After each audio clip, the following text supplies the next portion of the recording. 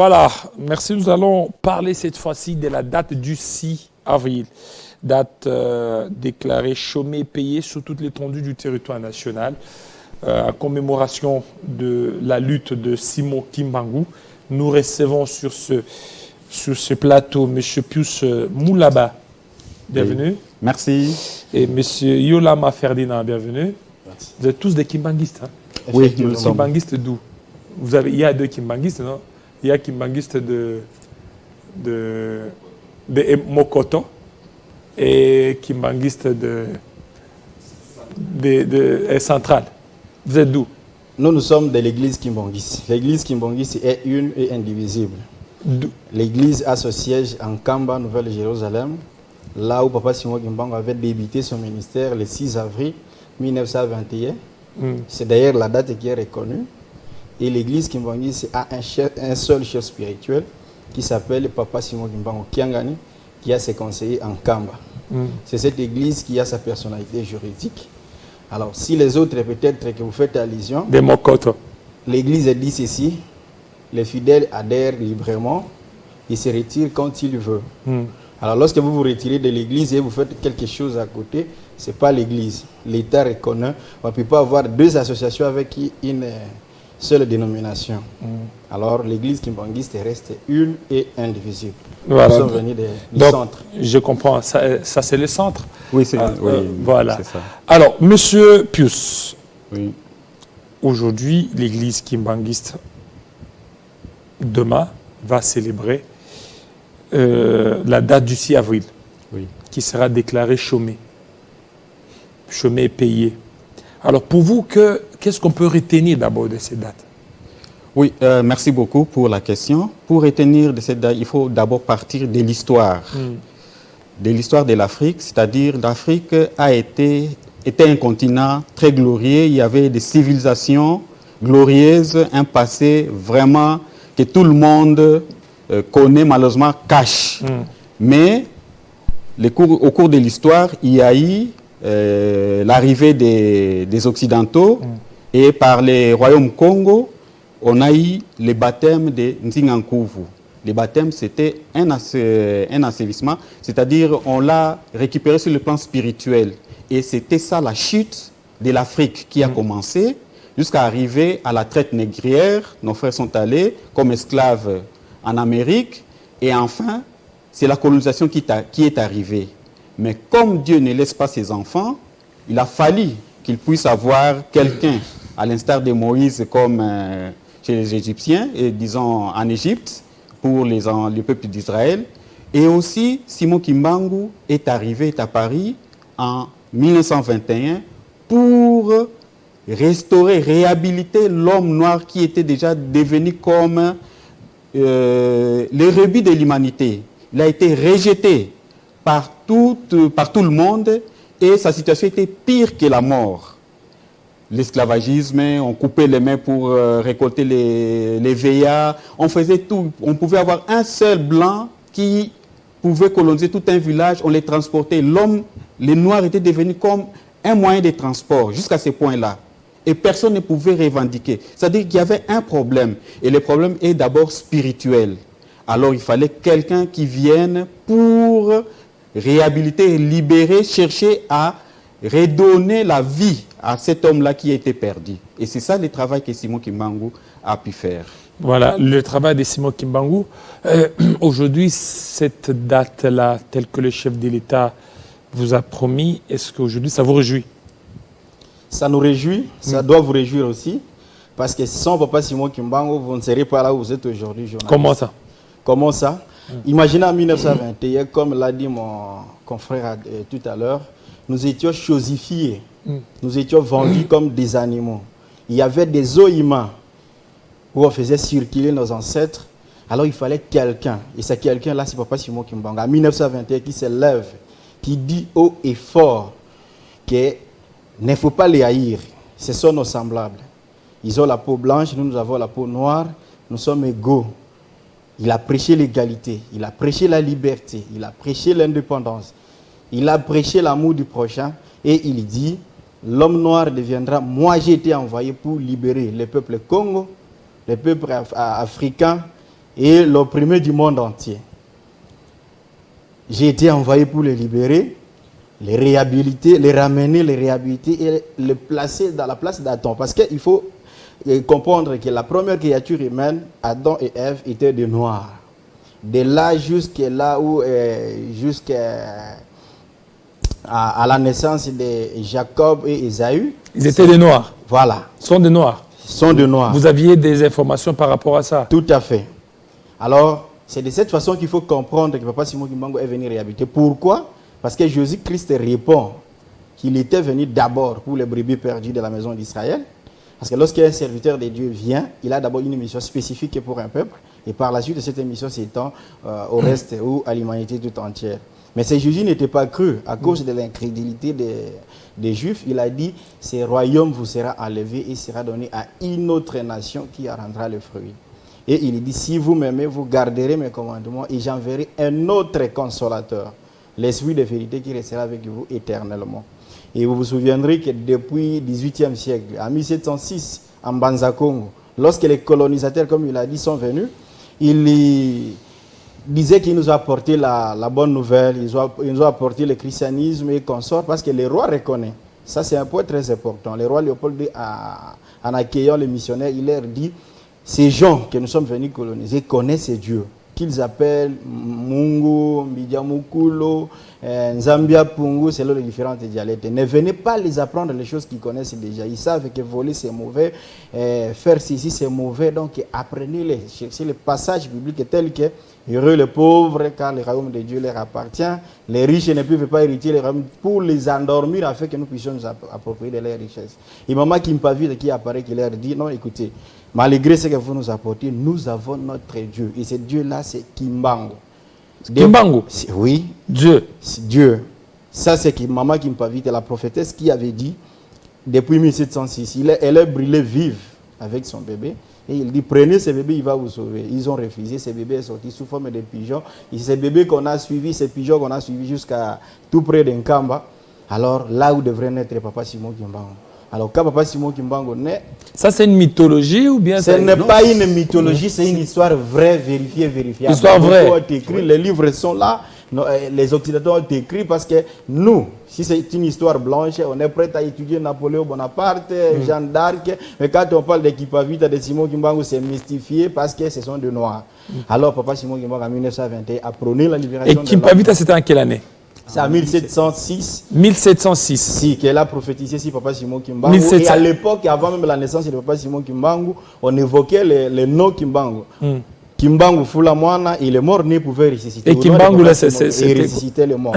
Et maintenant, Kimpavita, et là, Papa Simon Kimbangu qui arrive, il est né le 12 septembre 1887. Il débute son ministère à 34 ans. Le 6 avril 1921. Et lorsque vous prenez l'histoire des Juifs et la nôtre, vous voyez qu'ils ont fait 430 ans. De 1491, où le roi Nziyakouf avait été baptisé, jusqu'à 1921, ça fait exactement 30 ans. Papa Simon Kimbangu débute le ministère, annonce la bonne nouvelle, cet évangile du type nouveau aux indigènes, aux autochtones qui ont reçu ces messages, et il dit, purifiez-vous, sanctifiez-vous, renoncez le mal. Alors, ils ont cru à lui. Et Papa Simon Kimbangu a commencé à réaliser des miracles. Il a ressuscité les morts, il a fait marcher les paralytiques, il a fait voir les aveugles. Alors les gens ont vidé des hôpitaux, les gens ont vidé les travaux. Simon Kimbangu. Simon Kimbangu. Et les gens venaient de partout, du Congo portugais, à l'époque Angola, Congo français, Brazzaville aujourd'hui et Congo belge. Et les gens ont fui en Kamba, soit pour suivre la parole de Dieu, soit pour obtenir guérison, soit pour... afin de chercher la bénédiction. Et cela était fait. Et le plus grand miracle que les gens ont retenu, qui a fait vraiment écho, c'est d'avoir ressuscité Maman Dina, décédée 3 jours après, 4e jour, elle est ressuscitée. Maman Dina. Oui. Et du fait de cela, ça a suscité la haine coloniale. Et ils ont dit, donc cet homme veut éveiller la conscience noire et il veut nous chasser le plus tôt possible. C'est comme ça qu'on va arrêter. Il est venu se livrer, lui, Papa Simon Kimbangu. Mais avant de se livrer, il a fait un discours mythique, un discours multidimensionnel, intemporel, parce que c'est non limité ni dans le temps ni dans l'espace, où il parle de tout sauf de rien sur l'histoire de notre pays, sur l'histoire du Congo, de l'Afrique et du monde. il a dit le Congo sera libre et l'Afrique aussi. Mais les décennies qui vont suivre les indépendances seront rides et atroces. Parce que le premier dirigeant sera au service des Blancs. Ils vont entretenir leur population par les conseils des Blancs et ils vont s'entretuer. Il y aura des guerres. Les jeunes vont fuir pour aller en Europe et chercher le bonheur. Beaucoup ne reverront plus les paradis. C'est ce que nous vivons aujourd'hui. La mer Méditerranée est devenue le plus grand cimetière du monde. Vous voyez? Alors, il a dit qu'il faudra une longue période pour que l'homme noir acquiert sa maturité spirituelle. Et c'est pendant ce temps qu'il naîtra le roi divin qui viendra avec les trois pouvoirs, pouvoir politique, pouvoir religieux et pouvoir scientifique. Et c'est qui ce roi? Celui-là, c'est Papa Simon Kimbangu Kiangani. Ah, donc, lui, c'est le roi divin. Ouais. Et maintenant, concernant le pays, vous avez parlé de 4e président qui viendra et jusque-là, rien ne s'est fait. Actuellement, vous avez changé, c'est devenu 5e président. On ne change pas, la prophétie ne se change pas. Papa Simon Kimbangu a fait beaucoup de prophéties, dont un bon nombre est réalisé, d'autres sont en cours de réalisation et les autres sont à venir. Alors il faudrait retenir que Papa Simon Kimbangu ne s'est pas limité, n'a pas dit qu'on va se limiter au 4e président. Mais il a fait la prophétie sur la succession des présidents et il s'est arrêté au 4e président. Alors, Dieu peut changer tout, il peut tout faire. Donc, l'interprétation de la prophétie dépend de celui qui l'écoute, mais il faudra faire recours à celui qui l'a fait. Et aujourd'hui, Papa Simon Kimbangu Kiangani est en Kamba. Papa Simon Kimbangu est né, il a débuté son ministère. En 1910, il a dit que je renaîtrai en 1918. Ce fut la naissance de Papa Diangenda, le 3e fils cadet. Il dit, je renaîtrai en 1918. Et ce fut la naissance de Papa Diangenda, son fils cadet, qui était le premier chef secrétaire de l'église. En 1951, lorsqu'il était à Lubumbashi, à prison, quelques jours avant sa mort, quelques mois, il a appelé son fils cadet, Papa Diangenda, pour lui dire, de vos 3 femmes enceintes, celle qui mettra au monde des garçons, ça sera moi-même. Alors les 2 autres ont mis au monde les filles, même année. Et il fallait attendre un vendredi 12 octobre 1951, à 15h, même heure où décédé Papa Simon Kimbangu à Lubumbashi, qui est né l'actuel chef spirituel Papa Simon Kimbangu Kiangani en Kamba. Et c'est lui qui est maintenant aux commandes de l'église pour accomplir toutes les promesses faites par Jésus-Christ, Papa Simon Kimbangu et le monde. Et voilà pourquoi le chef de l'État a reconnu les combats qu'a mené Papa Simon Kimbangu, parce qu'il était le premier des nôtres à avoir dit haut et fort devant les colonisateurs que nous sommes des humains comme vous. Il a prôné l'égalité des races et des sexes, il a promis la liberté de l'homme noir et il a tout parlé, l'émancipation. Aujourd'hui, on parle de parité, mais depuis 1921, nous à l'église Kimbangu, ce n'est pas une notion d'actualité. Maman Mouilou sonne le premier coup de cloche, c'est une dame. Et parmi les disciples de Papa Simon Kimbangu, on trouve Maman Mikala, Maman Mbonga Thérèse, ce sont des femmes. Donc à l'église Kimbangu, même les hautes fonctions sont occupées par les femmes. Donc les valeurs là, ce sont nos valeurs à nous. Et Papa Simon Kimbangu est venu restaurer tout ce qui a été perdu de l'homme noir. Nous devons recouvrir l'authenticité, les valeurs ancestrales. Parce que nous sommes un peuple qui est dépourvu de tout, comme il a dit à 21, que la génération du Congo perdra tout. Nous avons perdu, tu es dit, ils vont oublier même leur propre langue. Vous voyez? Alors, ce combat-là est reconnu. Parce que ça ne s'est pas limité là. Les fils de Papa Simon Kimbangu ont pérennisé la mission de leur père et ils ont accompagné les politiques jusqu'à l'obtention de l'indépendance. Pour votre information, c'est Papa Diangenda, le fils cadet de Papa Simon Kimbangu, qui a sorti 150 000 francs belges, qui a donné au maître Croquet, qui a défendu la cause de l'indépendance de notre pays. Arrivé sur la table ronde lors de la négociation, parce que les Belges pensaient qu'avec les tractations des Congolais, ils ne pouvaient pas s'attendre. Les politiciens congolais, ils vont venir même se battre autour de la table ronde et surseoir l'indépendance. Mais ils ont vu que Papa Kisoloki a joué de sa notoriété pour mettre tous les politiciens d'accord pour demander l'indépendance totale. Alors, sur place, ils ont improvisé une demande de 40 000 francs belges pour qu'il y signe et que la date du jeudi 30 juin soit retenue réellement la date de l'indépendance. À cette époque-là, qui pouvait toucher cet argent? Il se regarde à gauche, à droite. Mais pour votre information, Papa Kisoloki, le fils aîné de Papa Simon Kimbangu, était le premier administrateur noir à Thiela, de travailler sous la colonie belge. Le fils cadet de Papa Simon Kimbangu, Papa Diangenda, était secrétaire du gouverneur à Kananga et ici à Kinshasa. Donc ils étaient des gens, des évolués. Papa Diangué Danala ici, Papa Kisoke, il est sur place sur la table ronde, il met la main dans la poche, il sort 40 000 francs belges. Il donne aux responsables de la délégation congolaise pour donner aux Belges, pour accorder l'indépendance que nous tous nous disons aujourd'hui, mais Kimbangu oublié. Alors, mais ils étaient sous la stupéfaction. Mais comment tu as su et où est-ce que tu as trouvé l'argent? Il leur a dit, en venant ici, mon petit frère, le fils cadet de Papa Simon, mon papa Diangué m'a dit que là où vous allez, les Belges sont en train de chichoter, ils vont improviser quelque chose. Va avec cet argent. Et c'était 40 000 francs belges. Tout ça, c'est pour vous dire que Papa Simon Kimbangu a débuté, il a prophétisé et il a accompagné l'indépendance. Alors, nous avons acquis cette indépendance. Il ne s'est pas limité là. 47 pays africains ont obtenu l'indépendance. Si vous voyez ce livre ici, on vous dit les indépendances africaines, la victoire de l'homme en pagne dans 42 pays d'Afrique. Si vous lisez ça, messieurs les journalistes, vous verrez que dans tous ces pays-là, comment Papa Simon Kimbangu a choisi les leaders. Donc, comme on parle aujourd'hui de Lumumba, de Kasavubu et Kasavubu, Papa Diangué, Papa Kisoke, on passait nous avec lui 3 jours sur le même lit pour le préparer à ce qu'il soit président.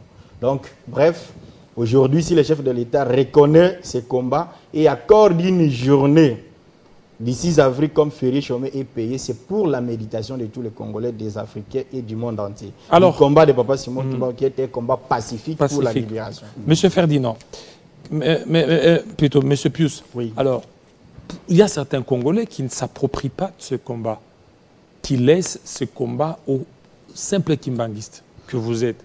Oui, c'est comme l'a dit mon frère ici, Papa Ferdinand. En fait, le message de Kimbangu est très mal compris, puisqu'il faut d'abord savoir qu'au début, à l'époque coloniale, Kimbangu était traité comme d'un diable. Et c'est ce que les Belges mettaient dans la tête des Congolais. À l'école, on se dit, non, vous allez apprendre d'une certaine personne, il s'appelle Simon Kimbangu, c'est un diable. Et on préparait déjà très mal les Congolais à percevoir les messages des Congolais. Malheureusement pour eux, Dieu avait préparé une autre façon de propager les messages. Puisque en Kamba déjà, en 1921, il faut revenir à cette date-là, lorsque Papa Simon Kimbangu a commencé sa mission, avec les miracles qu'il a fait, les gens ont commencé à comprendre que c'est que Dieu peut nous entendre également. Nous avons un porte-parole. Et les gens commençaient à affluer en Kamba. Et ceux qui venaient en Kamba trouvaient un message de type nouveau. Et ça les incitait à dire que, ok, c'est que nous sommes aussi capables d'être libres. Et cela a aussi influencé les milieux intellectuels ou les lettrés de l'époque. Et c'est comme ça que les associations culturelles ont commencé à naître, entre autres l'Abaco, qui est dirigé Kasavubu. Ils ont commencé à suivre la manière dont travaillaient les Kimbanguistes dans la clandestinité. Même Lumumba l'a reconnu à Kisangani. Il a dit, non, c'est la manière dont les relégués kimbanguistes sont en train de propager le message de l'indépendance. Nous devons suivre leur leader, Simon Kimbangu. Et même Lumumba l'a reconnu dans son discours du 30 juin. Il a dit que nous étions relégués dans nos propres pays pour opinion politique ou religieuse. Voilà l'opinion religieuse dont il parlait. Il faisait allusion aux relégués kimbanguistes. Les Belges pensaient que en reléguant, c'est-à-dire lorsqu'on constate que vous êtes kimbanguiste ou vous êtes en train de suivre les enseignements de Simon Kimbangu, vous quittez le Congo central, on vous amène peut-être en province orientale ou en Équateur. Et là, la personne qui va là-bas, ce n'est pas pour se taire. Il était en train aussi de faire le même travail. Et c'est comme ça que tous les pays ont été contaminés, s'il faut le dire en ces termes, par ces messages-là, malgré les messages contraires que les autres amenaient. Et la revendication a commencé à naître dans les cœurs. Et lorsque ça vient par les cœurs, vous savez que ce n'est pas possible de pouvoir arrêter une telle chose. Ainsi, ces mouvements culturels se sont mués en mouvements politiques. Et ces mouvements politiques, guidés par les fils de Simon Kimbangu, entre autres, Papa Kisolokele, et qui était les premiers administrateurs du territoire noir, et Papa Dianguenda, qui était aussi les fonctionnaires les mieux payés à l'époque, puisqu'il était à côté du secrétaire, du gouverneur, gouverneur général, à la colonie. Donc ils avaient beaucoup d'informations, ils savaient comment jouer dans cette clandestinité-là avec tout le monde, que ce soit les relégués sur le plan spirituel pour les prières et que ce soit avec les policiers, avec leurs associations, pour qu'ils puissent éveiller l'Africain ou les Congolais. Ainsi est apparu ces mouvements-là où tout le monde a dit maintenant indépendance ou rien. Ou rien. Oui. Merci beaucoup. Je pense qu'on est déjà presque à la fin de cette communication du 6 avril. Oui. Qu'est-ce qu'on peut retenir de cette date? Pour terminer, Oui, ce qu'il faut vos retenir. prédécesseurs, vous allez continuer, Oui. ils ont dit que vous avez relégué Jésus. Dans votre religion, vous parlez des Kimbangu comme les Jésus africains. Oui. Vous allez répondre. Répondez. Ok, d'accord. Je commence, lui pourra parachever.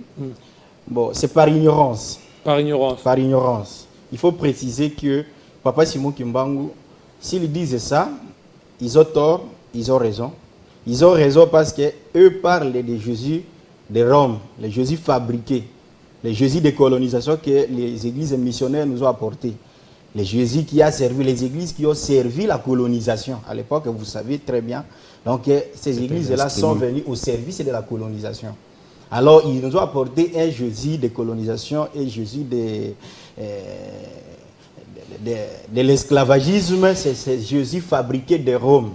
Alors, nous, Papa Simon Kimbangu est venu avec un message du type nouveau, avec les messages du Jésus de Nazareth. Et ce Jésus de Nazareth, c'est un Jésus de la liberté, c'est un Jésus de la liberté, c'est un Jésus de l'indépendance, c'est un Jésus d'amour. Vous voyez? Alors, même en 1921, lors du jugement de Papa Simon Kimbangu, cette question lui a été posée. On nous dit que vous êtes Mvuluzi, donc vous êtes sauveur de la race noire. Il a dit, je ne suis pas Mvuluzi, c'est Jésus-Christ qui est sauveur. Moi, je suis tout moi, c'est-à-dire envoyé. Je suis l'envoyé spécial de notre Seigneur Jésus-Christ pour annoncer le message aux miens. Alors, pour taire à ces gens-là qui parlent jusqu'à aujourd'hui, la dénomination de l'église Kimbangiste est l'église de Jésus-Christ sur la terre par son envoyé spécial, Papa Simon Kimbangu. Si on a rejeté Jésus, pourquoi on doit prendre l'église de Jésus-Christ? Donc, bref, ils ont tort. Mais je disais qu'ils ont raison. Oui, mais parce qu'ils adorent les Jésus mais de qui Rome. pas vite, hein, vous avez dit dans une Oui. de ces prophéties, il dit que non, il naîtra un Dieu. Vous avez parlé de qui? Voilà. Parce que la foi kimbangiste confesse la croyance à un seul Dieu trinitaire. Nous croyons à Dieu qui est trine. Donc, nous croyons à la Sainte Trinité, Père, Fils et Saint-Esprit. Dieu le Père, il a travaillé avec les rois, les prophètes. Jésus-Christ avec les apôtres et disciples. Et le Saint-Esprit, c'est Papa Simon Kimbangu. C'est là le message que le monde doit retenir. Pour la date du 6 avril, c'est une journée de libération.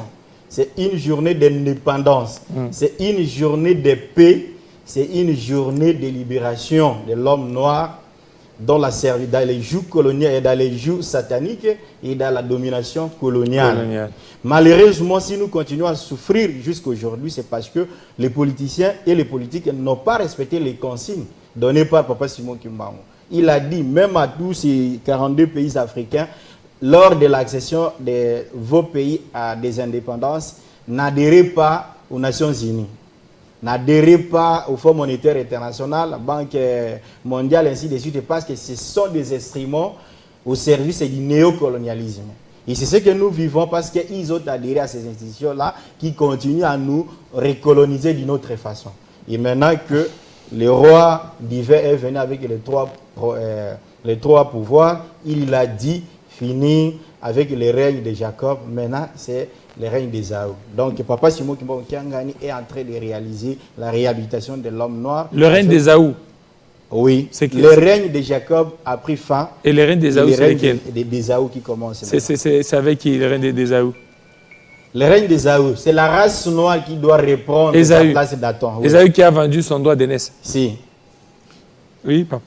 Oui, comme vous venez de le dire, Ésaü a vendu son droit d'aînesse. En fait, la race aînée de l'humanité, c'est la race noire. Et c'est ainsi que ça avait déjà été prédit par Dieu que la race noire devait souffrir, servir d'abord son jeune frère, puisqu'il était l'aîné, mais il y a eu un combat, Dieu a préparé cela, et que la bénédiction de Jacob était une bénédiction volée à travers sa maman.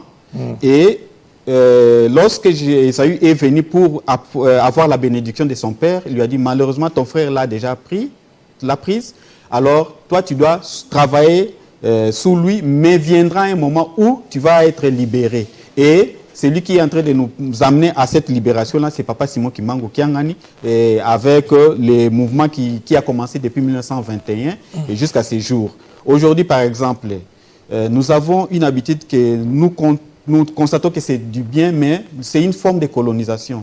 Nous sommes capables de punir nos enfants puisqu'ils parlent nos langues. Mais un blanc ne peut pas jamais taper son fils puisqu'il parle. Si c'est un Allemand, il tape son fils puisqu'il a parlé allemand. Un Russe ne peut pas frapper son fils puisqu'il a parlé russe. Mais un Congolais est capable de taper son fils puisqu'il a parlé le Kikongo, le Lingala. Donc c'est une aliénation. Et tout cela doit sortir de nous afin que nous puissions vraiment être libres et travailler selon ce que Dieu a préparé. Merci. Pour nous. Merci beaucoup, monsieur Pius Moulaba. Merci à vous, monsieur Ferdinand Yolama, pour ces éclaircissements. Un dernier mot. Oui, dernier mot pour terminer. Oui, le dernier mot, nous exhortons tous les Congolais, tous les Africains et le monde entier à venir célébrer les festivités du 6 avril en Kamba Nouvelle-Jérusalem avec sa divinité Papa Simon Kimbangu Kiangani. C'est lui le garage de la paix. C'est lui qui doit accorder la paix au monde. La paix ne viendra pas de l'Occident ni de l'Orient, mais c'est d'Nkamba Nouvelle-Jérusalem où habite Dieu le Père, Fils et Saint-Esprit à chair et à os. Alors même si vous ne serez pas en Kamba, partout vous serez attaqué congolais, la journée du 6 avril, restez dans la méditation, adressez votre prière sans distinction de race et de confessions religieuses, adressez votre prière à Papa Simon comme libérateur. Merci beaucoup, on a fini. Alors, la deuxième livraison et la toute dernière de monsieur, vous n'êtes pas Kimbangisa, non? Je suis chrétien catholique. Chrétien catholique. Ouais. Voilà. Celui-là, c'est Héritier Tambois. Bienvenue et dernière livraison d'informations. Merci beaucoup Jean-David Kilolo. Mesdames, Messieurs, ravi de vous retrouver pour la toute dernière livraison de la Minute Information.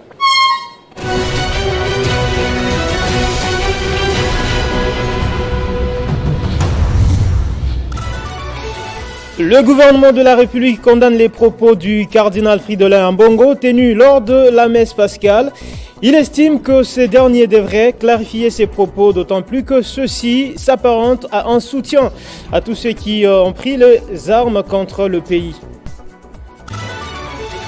Judith Souminois Toulouka à la primature, le sujet ne cesse de faire couler encre et salive. Pour Denis Mukwege, cette nomination est une reconnaissance du leadership des femmes africaines.